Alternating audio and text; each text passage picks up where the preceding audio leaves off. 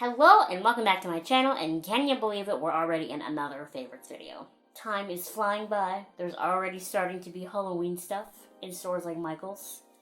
I'm alive. So while we get through this super duper hot summer though, while we wait for Halloween, I am going to show you some things that I've been loving this past month.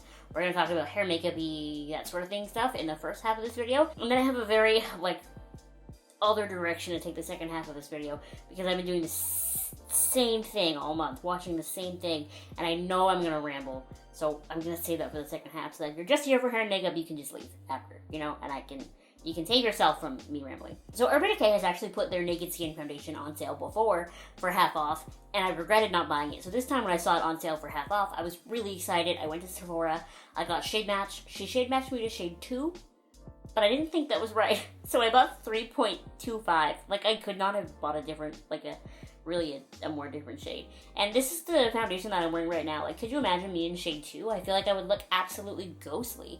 So I'm glad I didn't go with her shade match.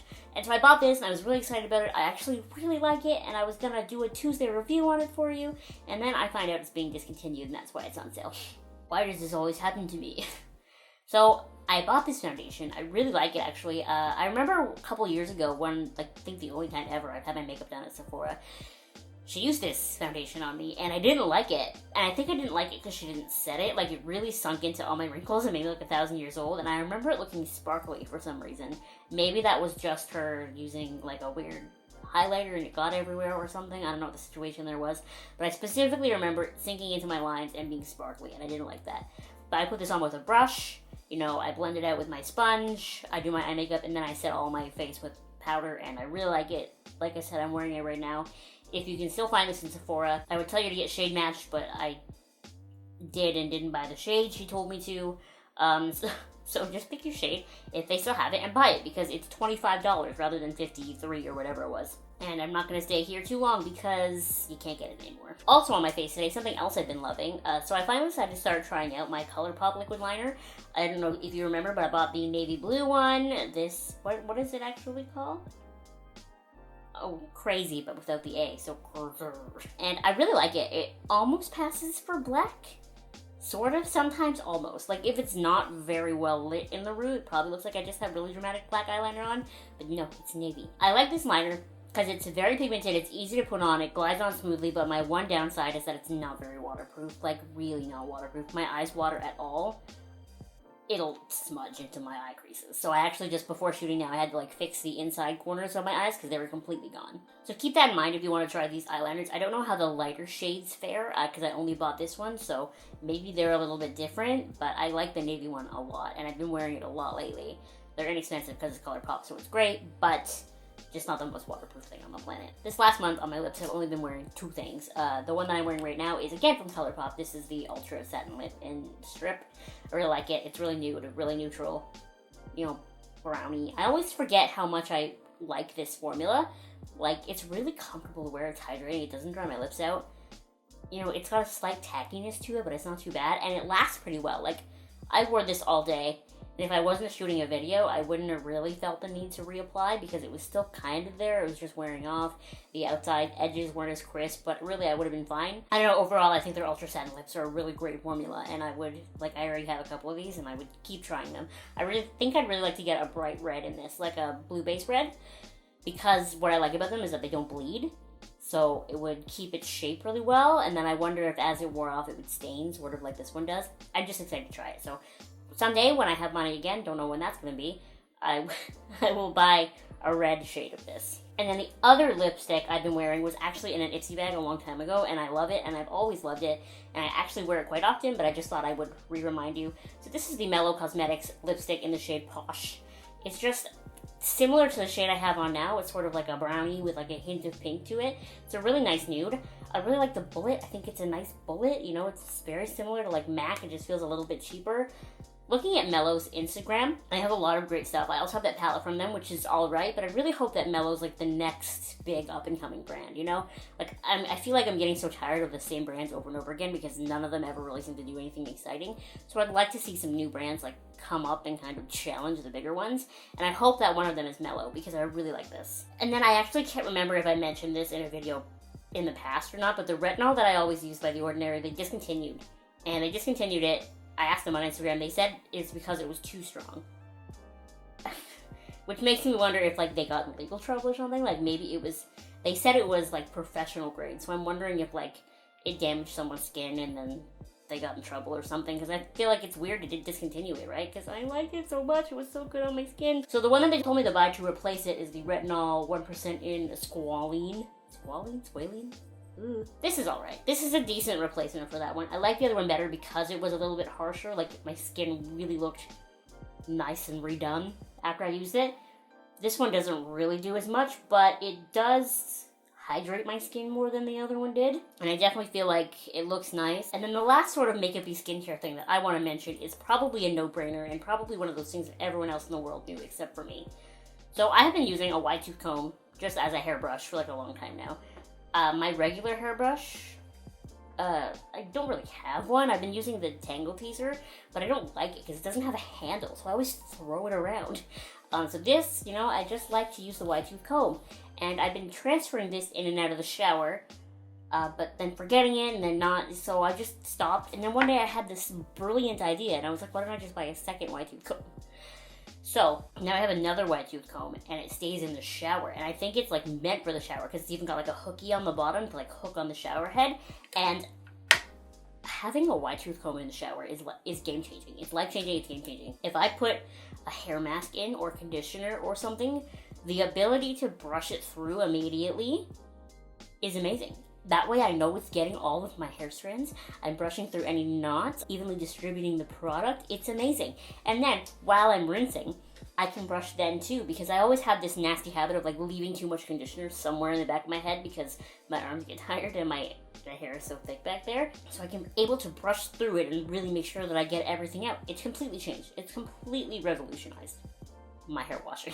And I obviously like wouldn't do it with the shampoo or anything, like only the conditioner, because it smooths out your hair and makes it easier to brush and all that. But like, I feel like this is something that everyone else knew and no one told me.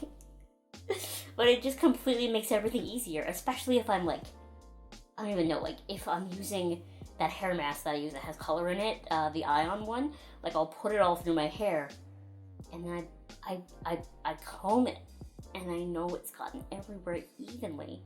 And then my hair looks nice and it feels nice.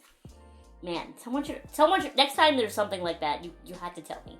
Like, let me know these revolutionary facts, okay? So now on to the more bizarre part of this video. I have done nothing, and I mean nothing, for the last month, other than watch My Cat from Hell and Animal Cops Houston. I don't know what started this. I think it started because I started following Jackson Galaxy from My Cat from Hell on Instagram, and then I went to PetSmart for the first time ever, which is weird that it was my first time going to PetSmart, and his toys were there, and I was like, I should probably watch the show, like, maybe I'll learn something about cat behavior, or maybe I'll become a better cat mom.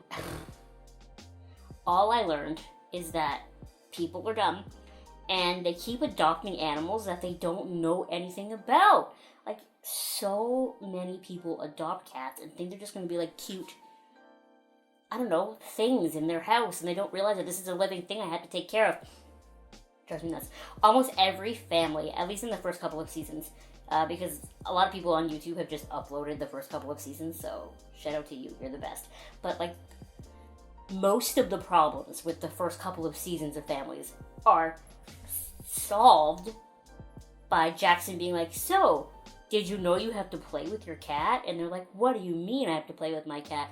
What is a cat toy? And he's like, yeah, you see, your cat is aggressive because it has energy that it doesn't get to get out because you never play with it. And they're like, oh, man. Oh, my God. How dumb do you have to be to not think... Like, I can understand the cat's older and maybe doesn't have the energy to, like, play as much as it used to. But, like, most of these cats in the show are, like, younger cats. Like, you have to play with it if you don't want it to have too much energy. I play with Lena all the time. I play with Lena, like, for large chunks of the day, and it is like probably my favorite thing. Like, the highlight of my day is playing with Lena. I love exhausting her. I'm gonna show you some of her favorite toys.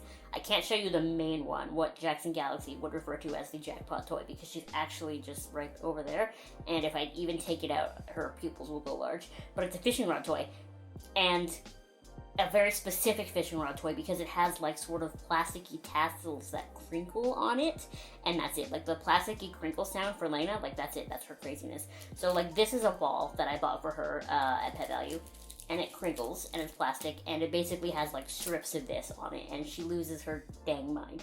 And before anyone tells me that it's like a hazard, she could pull the nose, she could choke on it. Like she only plays with it with me. Okay, I'm watching her. She's supervised. Don't be crazy. So this ball as well, I will often play with her with this ball and the fishing rod toy. Keep her double occupied. And then of course I mentioned before that she freaking loves these finger trap things that just boing all over the place. She loses her mind for these. I just like will throw it down the hallway and she's running after it. I think I've even shown you that in a video once. She's so much fun to play with. Like I don't understand people who adopt cats and then don't want to play with them. Like all I want to do, I would not go to work if it meant I could play with Lena all day. There was a cat at the Humane Society when Sam and I were volunteering this week, and she was a 2-month-old kitten. And, you know, like, at most Humane Societies, the paperwork on the cat is right there, so anyone can go through it. And in the paperwork for this cat, this kitten, it said she was brought in by her owner because she's too active. Brought in by her owner because she was too active? What did you expect when you got a kitten? Oh my god, there was another episode of My Cat from Hell, and the owners were like, the cat keeps peeing in the sink. We don't want the cat to pee in the sink. And it was the sink in the same bathroom as the litter box. And Jackson goes in there, he's like, how often do you guys change the litter box? And they're like, once in 2 weeks. In the immortal words of Ron Weasley, how thick could you get? Like, that is so clearly a correlation. The litter box is right there. It's full of shit. Quite literally. So the cat is opting to go over here in the sink instead. Like, how do you misread that sign? That is not a misbehaving cat. That is a misbehaving human who doesn't clean the litter box, okay? And, oh my god. I'm mad forever. I'm getting mad forever. It's fine. It absolutely infuriates me. Don't have a pet if you don't want one. That's that. And then Animal Cops Houston, almost the entirety of the show is on YouTube in pieces. Like this season here, this episode here, this. And I can just kind of piece it together and not watching it in any order. There's a lot of horses on that show, and I'm not really a huge fan of horses. It's not like I don't like horses, they just scare me because they're so large and I'm so small and fragile. There are some on that show that make me angry too. Like there was a guy in the episode I watched yesterday where he had like... I'm tempted to say borderline a dog hoarding situation because some of the real dog hoarders on the show have 50, 60 dogs, but he had like 15. But when the SPCA went to his property, there was like a couple of dead dogs and everything, so they took them all. And when he went to the court to like fight them, he was like, no, I don't believe in taking my dogs to the vet because I can't afford it. First of all, that doesn't mean you don't believe in taking them to the vet. It means you just don't take them to the vet because you can't afford it. Why do you have 20 dogs if you can't afford it? Sometimes with some of the animal hoarding cases, there's almost like a little bit of sympathy because it's clearly a mental health issue going on. But this guy was just a giant dick the whole time. He was so rude. He wanted all the dogs back. He said they were fine, blah, blah, blah. One of the dogs had like bone cancer. It was so bad. And he was like, no, they're fine, blah, blah, blah. And it was... It drove me nuts. I've already been shooting this video for 20 minutes, so I'm gonna stop talking now. Thank you for listening to my rant about animals. I would love to hear your... Ooh, give me some, like, kitty stuff recommendations, because Lena loves toys, she loves snacks. I brush her every day when she eats, and she's absolutely fabulous at it. She's so cute. I even bought a cute little carrier, if you watched last week's vlog, and I'm gonna start taking her around a little bit in it just to get her used to like the world. Also, let me know if you have any other favorites from this month, whether it's TV. I haven't even watched Stranger Things yet because I just keep watching My Cat from Hell and Animal Cops Houston. Like that's how bad this is getting. I haven't even watched Stranger Things. So hopefully I will get over my current addiction and we'll watch that. So yeah, let me know what you loved in the month of July. Thank you so much for watching. Please subscribe if you have not subscribed already. And I will see you next time.